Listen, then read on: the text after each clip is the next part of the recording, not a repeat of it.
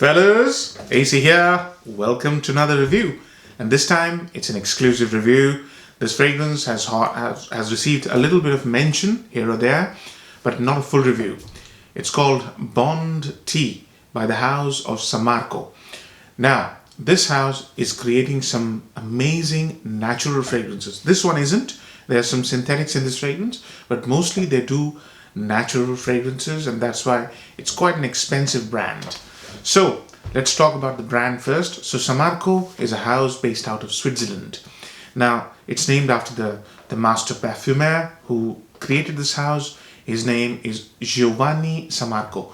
He graduated in law, so he was a practicing lawyer, and he moved to Switzerland, and which is where he found his calling, and he created this house called Sammarco. I've sampled all of his creations till date, and I really like Bond Tea. Now, a little bit about Bond Tea, released in 2015. This fragrance is named after Swiss chocolatier, master chocolatier, whose name is, I believe, Paul de Bond. And it's inspired by his visit to Pisa in Italy, where he was looking to acquire a chocolate factory, and now he works there. I believe all his chocolates are produced in Pisa in Italy.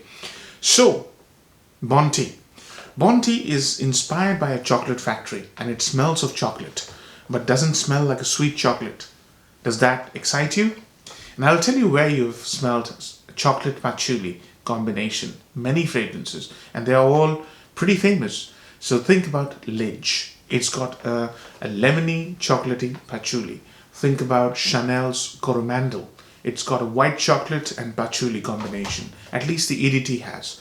So this chocolatey patchouli is a fabulous combination, and that's what he's done here. So imagine yourself visiting a chocolate factory, a rustic chocolate factory in autumn. This is how the fragrance smells. When you first spray it, it'll really impress you. The patchouli is a full spectrum patchouli. So it's not heady, it's not soapy, but it's distinctly the smell of patchouli, and it's combined with the smell of dark chocolate, unsweetened. There is no sweetness in this fragrance, which is why I love it. Combined with oak moss-like smell, but it's not mentioned in the notes list. So there's a smell of rotting leaves. So imagine visiting an abandoned factory, right? A chocolate factory. Now, what you would get there, possibly dried chocolate powder strewn all over the floor. So you get that smell. Smell of dry leaves, half rotting, you get that.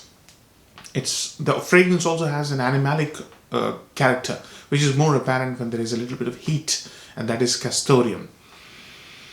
Along with that, you get this amazing velvety floral, which is osmanthus. Amazing. That's the master stroke.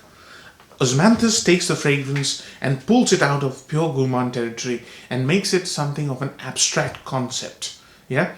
And that abstract concept is where the feel of the fragrance comes in. The feel of the fragrance is like a silk fabric, or at least a heavy velvety fabric. That's how the fragrance is. Mostly, the fragrance remains like this. The spiciness of patchouli gains momentum after about 2 or 3 hours, and the patchouli starts to dominate. But mostly, for the first 2 or 3 hours, it's about dark chocolate, unsweetened.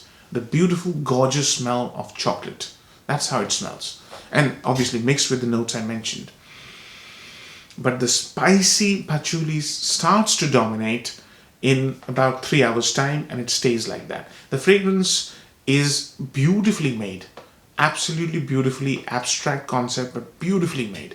And as I said, it's got amazing depth. There's slight soapiness of patchouli which is hiding somewhere in the background, but that's about it. I really enjoyed this fragrance because I am quite a lover of this combination of chocolate and patchouli. So I really enjoyed it. Now, upsides and downsides. So this is a complex creation. Upsides first. This is a complex creation. It's an abstract concept of a chocolate factory which is probably abandoned, and it's been created to perfection. It's even created this autumn sun hue. The color of the fragrance, if I go into that sort of thing, is like an afternoon sun somewhere in Pisa in Italy. It's just that feel of afternoon that is there in the fragrance. If you're a connoisseur, you're going to love it because there's this complexity of notes and depth. There are many facets to a decent patchouli fragrance, and you get all of that when you sit down and do this all day. You'll get it all day. And osmanthus, I mean, this is a very late dry down. I'm talking about 13 or 14 hour dry down. And this is where the fruity, fleshy nature of osmanthus is very apparent. Faint, but it's apparent.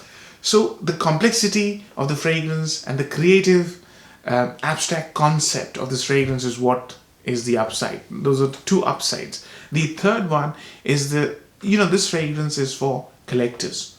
So if you're a collector of fragrances, this will really, every time I've worn this, I've finished nearly 8 ml in about a year. And I discovered it last year. Every time I've worn this, it's attracted me. It's given me satisfaction of wearing something decent, That's what is the upside for a collector. This is for a collector. Downsides. Number one, it's for a collector. It's an abstract concept. It's for collectors. It's not for people who are seeking to get compliments. You might get compliments, but this is not this is not a fragrance for people who want compliments. It's for people who like to collect fragrances, who want to experience different type of fragrances. It's for them.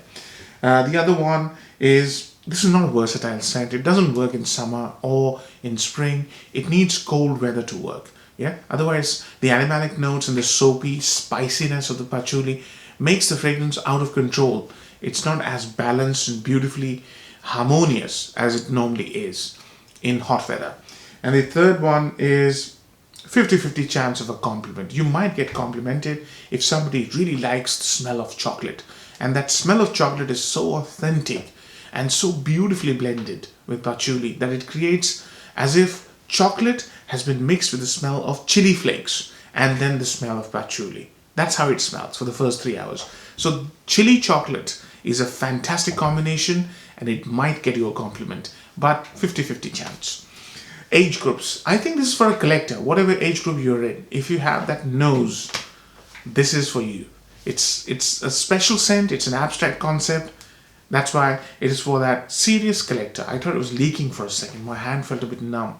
It's not. Seasons, I've already discussed that.